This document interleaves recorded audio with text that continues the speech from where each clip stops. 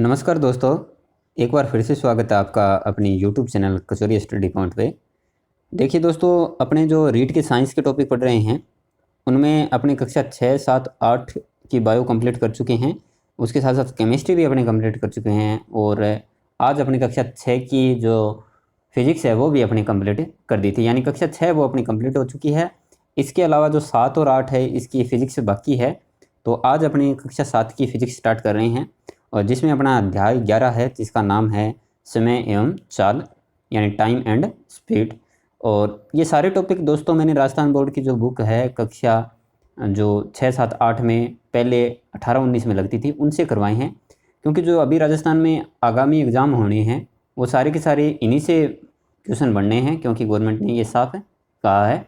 तो चाहे आप रीट की या आरपीएससी की या फिर कोई पटवारी वगैरह जैसे जो भी एग्ज़ाम है जो राजस्थान से संबंधित है उनकी तैयारी कर रहे हैं तो आपको ये वीडियो ज़रूर देखनी चाहिए।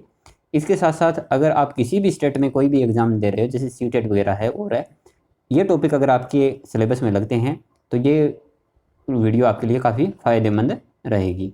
तो इस वीडियो को प्लीज़ पूरा देखिएगा।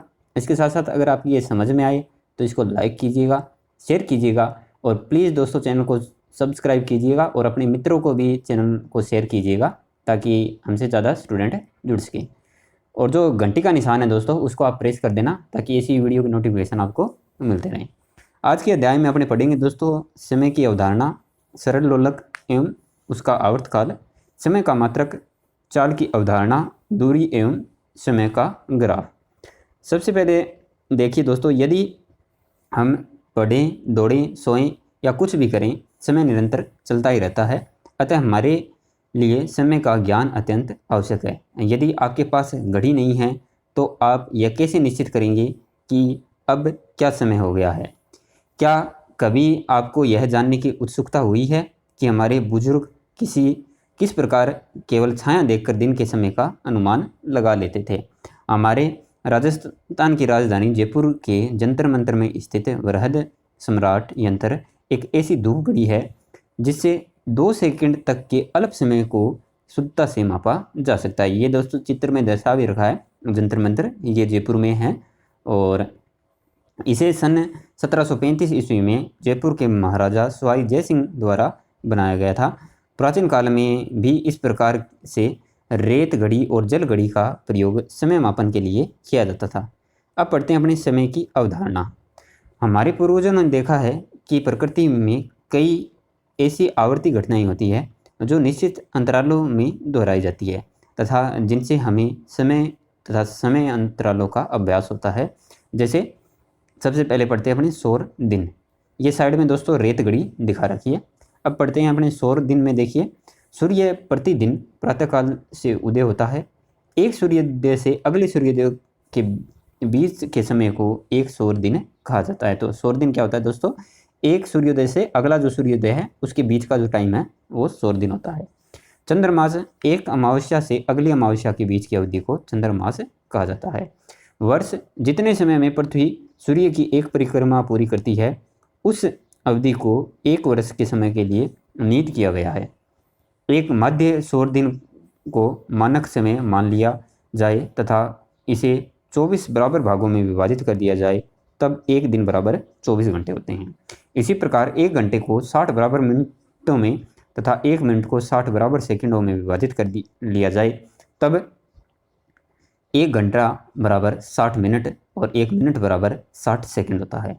इस प्रकार आप पाएंगे कि एक घंटे में 3600 सेकंड तथा एक दिन में 86,400 सेकंड होते हैं। ये आपको याद रखना है दोस्तों।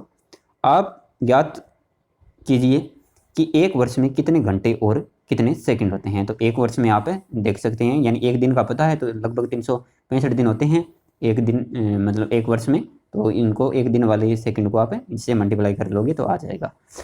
अब आप जान गए होंगे कि हम यह दिन या एक माह, दोबारा देखिए, अब हम आप जान गए होंगे कि हम एक दिन या एक माह या एक वर्ष के काल अंतराल को कैसे मापते हैं। हमारे पूर्वजों ने समय को मापने के लिए आवर्त गति को आधार बनाया था। समय मापने की सबसे सामान्य युक्ति घड़ी है और घड़ियों की कार्य विधि है वो काफ़ी जटिल होती है, परंतु सभी घड़ियाँ आवर्त गति के आधार पर ही कार्य करती है। तो मोस्ट इम्पोर्टेंट दोस्तों, घड़ी है वो आवर्त गति के आधार पर कार्य करती है। ये आपको अपने नोट्स में अच्छे से नोट करना है। आवर्त गति का एक चिर परिचित उदाहरण सरल लोलक है। ये दोस्तों चित्र में दर्शा रखा है, ये सरल लोलक है। अब पढ़ते हैं अपने सरल लोलक और उसका आवर्तकाल। धातु के एक छोटे गोले अथवा पत्थर के टुकड़े को किसी दृढ़ स्टैंड से धागे द्वारा लटकाकर दोलन करवाते हैं तो इसे सरल लोलक कहते हैं, जैसे कि चित्र 11.3 में दर्शा रखा है। धातु का गोला सरल लोलक का गोलक कहलाता है और चित्र में लोलक विराम अवस्था में दर्शाया गया है। इसे लोलक की मध्य स्थिति पर होना कहा जाता है। जब लोलक के गोले को धीरे से एक ओर ले जाकर छोड़ते हैं तो यह इधर उधर गति करना आरंभ कर देता है। इस प्रकार की गति को दोलन गति कहते हैं। चित्र में दिखाए अनुसार जब गोलक अपनी मध्य स्थिति ओ से प्रारंभ करके ए तक, फिर ए से बी एवं बी से वापस ओ तक आता है, ये देखिए चित्र में जो दर्शा रखी है ये दोस्तों आता है, तो यह कहा जाता है कि लोलक ने एक दोलन पूरा कर लिया है। इसी प्रकार जब इसका गोलक एक चरम स्थिति ए से दूसरी चरम स्थिति बी तक या बी पर तथा बी से वापस ए पर आ जाता है तो इसे भी लोलक का एक दोलन पूरा करना कहते हैं। ये देखिए सरल लोलक का जो आवर्तकाल है उसकी परिभाषा है। देखिए सरल लोलक एक दोलन पूरा करने में जितना समय लेता है उसे सरल लोलक का आवर्तकाल कहते हैं। तो इसको भी अपने नोट्स में अच्छे से नोट कीजिएगा। अब एक गतिविधि और है, ये आवर्तकाल ज्ञात करने से रिलेटेड है। देखिए लगभग 1 मीटर से अधिक लंबा धागा अथवा डोरी लेकर चित्र 11.3 में दर्शाए अनुसार स्टैंड या कील पर लटकाकर एक सरल लोलक इस प्रकार बनाइए कि इसकी लंबाई 1 मीटर यानी 100 सेंटीमीटर हो। यदि पास में कोई पंखा चल रहा है तो उसे बंद कर दीजिए। लोलक के गोलक को अपनी मध्य स्थिति पर विराम में आने दीजिए। गोलक के नीचे फर्श पर अथवा इसके पीछे दीवार पर उसकी मध्य स्थिति को एक चिन्ह द्वारा अंकित कीजिए। लोलक का आवर्तकाल मापने के लिए एक विराम घड़ी की आवश्यकता होगी। यदि विराम घड़ी उपलब्ध नहीं है तो मेज घड़ी अथवा कलाई घड़ी का उपयोग भी किया जा सकता है। लोलक को गति में लाने के लिए गोलक को पकड़िए और इसे मध्य में से एक ओर ले जाइए। यह सुनिश्चित कीजिए कि जब आप गोलक को विस्थापित कर रहे हो तो इसकी डोरी तनी हुई हो। अब गोलक को विस्थापित स्थिति से मुक्त कीजिए। ध्यान रखिए गोलक को छोड़ते समय इसे धक्का नहीं लगना चाहिए। जिस समय गोलक अपनी मध्य स्थिति पर है तब घड़ी का समय नोट कीजिए। मध्य स्थिति के बजाय आप उस स्थिति में भी समय नोट करना आरंभ कर सकते हैं जब गोलक अपनी किसी एक चरम सीमा या चरम स्थिति पर है। लोलक द्वारा 20 दोलन पूरा करने में लगे समय का मापन कीजिए और सारणी 11.1 में अपने प्रेक्षण लिखिए। ये जो नीचे सारणी है इसमें दोस्तों इसमें दिया गया प्रेक्षण केवल एक नमूना है। आपके प्रेक्षण इससे भिन्न हो सकते हैं। इस क्रियाकलाप को 3-4 बार दोहराइए और सारणी में लिखिए। 20 दोलनों को पूरा करने में लगे समय को 20 से भाग देकर एक दोलन में लगे समय अर्थात लोलक का आवर्तकाल ज्ञात कीजिए। ये गतिविधि दर्शा रखी दोस्तों आवर्तकाल ज्ञात करने की। इस टेबल को आप पूरा करके इसका मनन कर सकते हैं। क्या आपके लोलक का आवर्तकाल एक बराबर लगभग समान आता है? ध्यान रखिए आरंभिक विस्थापन से थोड़ा परिवर्तन आपके लोलक के आवर्तकाल को प्रभावित नहीं करता है। अब देखिए समय का मात्रक, तो मोस्ट इम्पोर्टेंट है दोस्तों। समय का अंतर्राष्ट्रीय मात्रक सेकंड है। यह समय का छोटा मात्रक है। एक सेकंड का काल अंतराल कितना छोटा अथवा बड़ा होता है? हमारे द्वारा 2-3 शब्दों जैसे जय राजस्थान का उच्चारण जोर से उच्चारण करने में लगा समय लगभग 1 सेकंड होता है। विराम की स्थिति में किसी सामान्य स्वस्थ युवा की नाड़ी 1 मिनट में 72 बार अर्थात 10 सेकंड में लगभग 12 बार स्पंदन करती है यानी धड़कती है। बच्चों में यह दर कुछ अधिक हो सकती है। समय के अन्य बड़े मात्रक कौन कौन से हैं? सारणी 11.2 में लिखकर बताइए कि मिनट, घंटा, दिन और वर्ष आदि का छोटे मात्रकों के साथ क्या संबंध है। तो इस टेबल को भी दोस्तों आप अपने माइंड में कंप्लीट करके देख लेना एक बार। अब देखिए, आवश्यकता के अनुसार समय के विभिन्न मात्रकों का उपयोग किया जाता है। उदाहरण के लिए आपकी आयु के को दिनों अथवा घंटों में व्यक्त करने की अपेक्षा वर्ष में व्यक्त करना सुविधाजनक होता है। इसी प्रकार घर से विद्यालय तक की दूरी को तय करने में लगे समय को वर्षों में व्यक्त करना बुद्धिमानी नहीं है। ये देखिए डिजिटल घड़ी दर्शा रखी है। देखिए अब घड़ी के बारे में पढ़ते हैं अपने। आजकल अधिकांश घड़ियों में 1 या 2 सेलों वाले विद्युत परिपथ होते हैं। इन घड़ियों को क्वार्ट्ज घड़ी कहते हैं। तो क्वार्ट्ज घड़ी कौन सी होती है दोस्तों? जिनमें 1 या 2 सेलों का विद्युत परिपथ होता है। इनके द्वारा मापा गया समय पहले उपलब्ध घड़ियों द्वारा मापे गए समय से अधिक यथार्थ होता है। इसके अतिरिक्त आजकल इलेक्ट्रॉनिक या आंकी यानी डिजिटल घड़ियाँ भी विकसित हो गई है, जिनमें समय का मापन अंकों के रूप में व्यक्त किया जाता है। आजकल ऐसी विशिष्ट घड़ियाँ उपलब्ध है जिनका उपयोग वैज्ञानिक अनुसंधानों में किया जाता है। इनमें से कुछ घड़ियों में 1 सेकंड के 10 लाखवें भाग यानी माइक्रो सेकंड दोस्तों, तथा 1 सेकंड के 1 अरबवें भाग यानी नैनो सेकंड जैसे अति अल्प समय को मापा जाता है। भारत की राष्ट्रीय भौतिकी प्रयोगशाला नई दिल्ली द्वारा समय अनुरक्षण सेवा प्रदान की जाती है। यहाँ की घड़ियाँ 1 सेकंड के 10 लाखवें भाग यानी कौन सा हो गया? माइक्रो सेकंड का यथार्थता से मापन कर सकती है। तो ये भी आपको अच्छे से नोट करना है। अब पढ़ते हैं अपने चाल की अवधारणा। हम जानते हैं कि किसी वस्तु की स्थिति में समय के साथ परिवर्तन होता है, तो हम कह सकते हैं कि वस्तु गति कर रही है। अपने आसपास हम कई वस्तुओं को गति करते हुए देखते हैं। इनमें से कुछ वस्तुएं तीव्र तो कुछ वस्तुएं मंद गति से चलती है।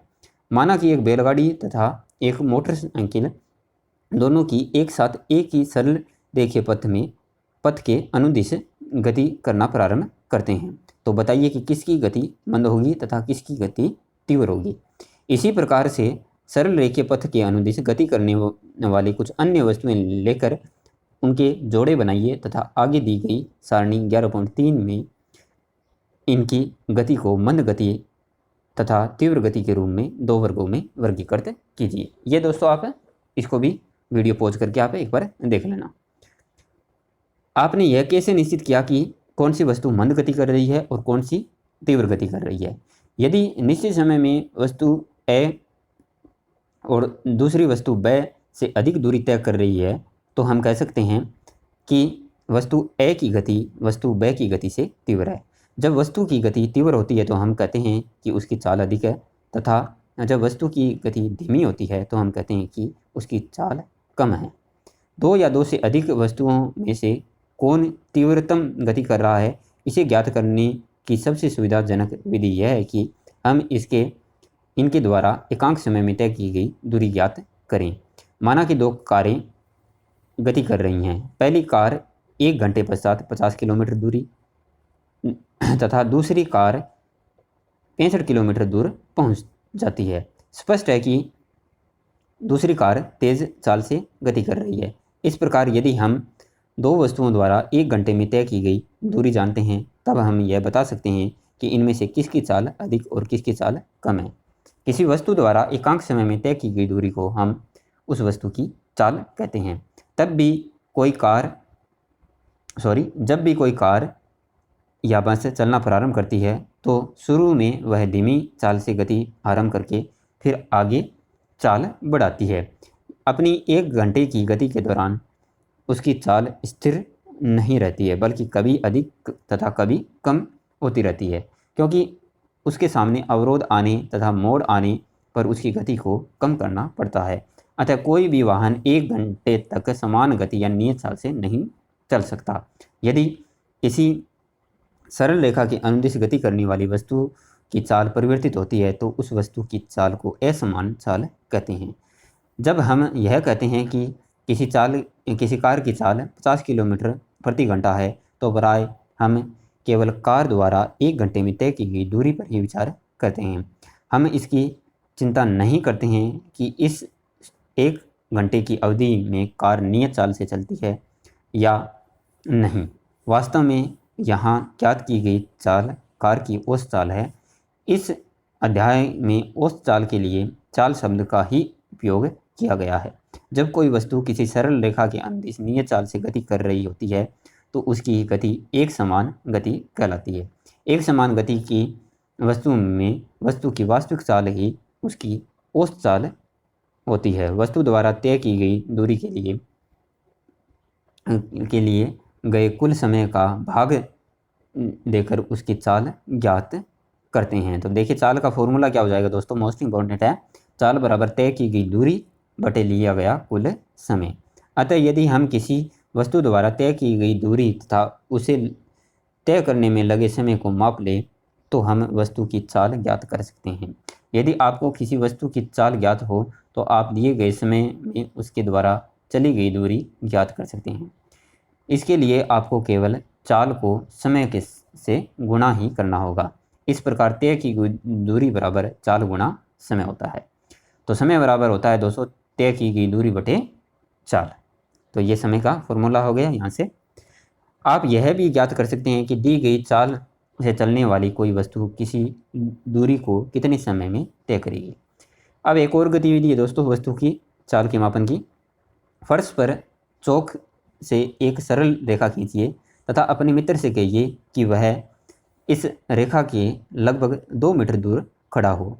अब उससे कहिए कि वह किसी गेंद को इस सरल रेखा के लंबवत एक फर्श के अनुदिश धीरे से लुढ़काए। एक स्टॉप वॉच लीजिए और जिस क्षण गेंद सरल रेखा को पार करती है उस समय स्टॉप वॉच चालू करें तथा जिस क्षण वह रुक जाती है उस समय स्टॉप वॉच बंद कर दीजिए। इस प्रकार आप ज्ञात करें कि गेंद रुकने में कितना समय लेती है। रेखा एक गेंद की विराम स्थिति के मध्य की दूरी को एक फीते या स्केल की सहायता से मापिए। समय और दूरी के मापों के मान को आगे दी गई सारणी 11 पॉइंट। इस क्रियाकलाप को 4-5 बार दोहराएं। पाठ्यांकों से गेंद की चाल ज्ञात कीजिए। ये दोस्तों टेबल है, इस तरीके से इसको आप पूरा कर लेना ऊपर वाली गतिविधि से। अब पढ़ते हैं अपने चाल का मात्रक। उपयुक्त गतिविधि में आपने गेंद की चाल मीटर प्रति सेकंड में ज्ञात की। मीटर प्रति सेकंड चाल का अंतर्राष्ट्रीय मात्रक है। चाल के अन्य मात्रक है दोस्तों सेंटीमीटर प्रति सेकंड और किलोमीटर प्रति सेकंड, किलोमीटर प्रति घंटा, ये अन्य मात्रक इसके। आपको यह याद रखना चाहिए कि सभी मात्रकों के प्रतीकों को एक वचन में लिखा जाता है। उदाहरण के लिए दूरी के लिए हम 50 किलोमीटर लिखते हैं न कि 50 किलोमीटर प्रति 50 किलोमीटर्स लिखते हैं, यानी एस नहीं लगाते हैं, इसके बहुवचन में नहीं लिखते हैं। अथवा 8 सेंटीमीटर लिखते हैं न कि 8 cms, यानी सेंटीमीटर का बहुवचन नहीं बनाते हैं। आपने स्कूटर, मोटरसाइकिल, कार, बस अथवा किसी अन्य वाहन में चित्र के अनुसार एक मीटर लगा हुआ देखा होगा। किसी वाहन के मीटर का अवलोकन कीजिए। यह मीटर किलोमीटर प्रति घंटा लिखा है। इसमें चाल मापी स्पीडोमीटर कहते हैं इसे चाल मापी या स्पीडोमीटर कहते हैं। इससे सीधे ही किलोमीटर प्रति घंटा में चाल ज्ञात हो जाती है। वाहन में एक अन्य मीटर भी होता है जो वाहन द्वारा तय की गई दूरी मापता है। इस मीटर को पथ मापी या ओडोमीटर कहते हैं। ये जो पथ मापी दोस्तों ये 37 वाला है, ये है इसमें। अब देखिए दोस्तों गतिविधि एक और है दूरी समय ग्राफ की। एक ग्राफ पेपर लीजिए। चित्र 11.6 में दर्शाए अनुसार इस पर एक दूसरे के लंबवत 2 रेखाएं खींचिए। क्षैतिज रेखा पर x-OX अंकित कीजिए और उसे x कहते हैं। इसी प्रकार ऊर्ध्वाधर रेखा पर y अंकित कीजिए, इसे y कहते हैं। x तथा y के कटान बिंदु यानी प्रतिच्छेद बिंदु O को मूल बिंदु कहते हैं। जिन दो राशियों के बीच ग्राफ खींचा जाता है उन्हें उन्हीं दो अक्षों के अनुदिश दर्शाया जाता है। हम x अक्ष पर धनात्मक मानों को OX के अनुदिश दर्शाते हैं। इसी प्रकार y अक्ष पर धनात्मक मानों को OY के अनुदिश दर्शाते हैं। इस अध्याय में हम केवल राशियों के धनात्मक मानों पर ही विचार करेंगे। किसी वाहन की गति के लिए समय तथा दूरी के मानों को सारणी 11.4 5 में दर्शाया गया है। तो ये दोस्तों इस तरीके से दर्शा रखा है और नीचे ये वो ग्राफ दर्शा रखा है। अब ग्राफ बनाने के चरण पढ़ते हैं। तो पहला बिंदु देखिए, इसका 2 अक्षों को निरूपित करने के लिए 2 लंबवत रेखाएं खींचिए तथा चित्र 11.6 में दर्शाए अनुसार उन पर OX तथा OY अंकित कीजिए। ये दोस्तों ग्राफ जो दर्शा रखा है इस तरह। दूसरा इसका बिंदु, यह निश्चित कीजिए कि x अक्ष के अनुदिश किस राशि को दर्शाना है तथा y अक्ष के अनुदिश किसे दर्शाना है। x अक्ष के अनुदिश समय तथा y अक्ष के अनुदिश दूरी को दर्शाएं। तीसरा बिंदु है इसका, ग्राफ पर दूरी को निरूपित करने के लिए कोई पैमाना चुनिए तथा समय के निरूपण के लिए कोई अन्य पैमाना चुनिए। वाहन की गति के लिए पैमाने इस प्रकार हो सकते हैं। x अक्ष पर दोस्तों समय दे रखा है, ये 10 मिनट बराबर 1 सेंटीमीटर है और y अक्ष पर जो दूरी है वो 5 किलोमीटर बराबर 1 सेंटीमीटर। ये इसका पैमाना मानना है। चौथा चरण है इसका, चुने गए ग्राफ के अनुसार समय तथा दूरी के मानों को अपने अपने अक्षों पर अंकित कीजिए। कार की गति के लिए समय को x अक्ष पर मूल बिंदु से 10 minute, 20 minute, 30 minute, 40 minute, 50 minute अंकित कीजिए।